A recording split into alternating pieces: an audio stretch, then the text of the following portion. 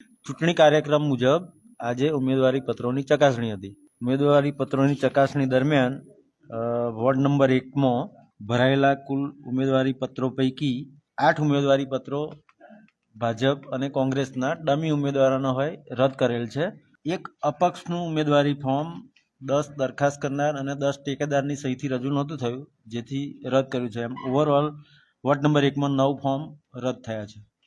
એ રીતે ward number 2ની વાત કરીએ તો એમાં ફક્ત ડમી ઉમેદવારના 8 ફોર્મ રદ થયા છે, ભારતીય જનતા પાર્ટી અને કોંગ્રેસના ડમી ઉમેદવારો હોવાથી. અને વોર્ડ નંબર 3માં 9 ફોર્મ ડમી ઉમેદવારોના કારણે જ રદ થયા છે, પરંતુ એમાં એક ફોર્મમાં પક્ષના ઉમેદવારનું હતું પણ મુખ્ય ફોર્મ મંજૂર થયું હતું અને બીજા ફોર્મમાં દરખાસ્ત કરનાર અને ટેકેદાર બેવડાતા હતા, એના કારણે રદ થયેલ છે. આમ આદમી પાર્ટીના ફોર્મ ભરાયા હતા. આમ આદમી પાર્ટીએ છે ને વોર્ડ નંબર 4માં 4 ફોર્મ ભરાયા હતા, વોર્ડ નંબર 1માં 4 ફોર્મ ભરાયા હતા, વોર્ડ નંબર 2માં 3 અને વોર્ડ નંબર 3માં 3 એ તમામે તમામ મંજૂર કર્યા છે.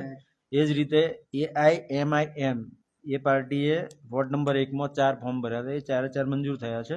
2 અને 3માં એ લોકોની ઉમેદવારી નહોતી. સેમ બે NCP શરદ પવાર એ પાર્ટીએ વોર્ડ નંબર 1માં એક ફોર્મ ભર્યું હતું, એ મંજૂર થયેલ છે. માન્ય ઉમેદવારની યાદી પ્રસિદ્ધ કરી દઉં તો એ અત્યારથી જ પાછા ખેંચવાનું કાર્યવાહી કરી શકે છે ઓફિસ ટાઈમ દરમિયાન. એ જ રીતે આવતીકાલ આખો દિવસ છે, એ દિવસ દરમિયાન પણ પાછા ખેંચી શકે છે. પરમ દિવસ એટલે 15 તારીખે 3 વાગ્યા સુધી ઉમેદવારી પાછી ખેંચી શકે છે.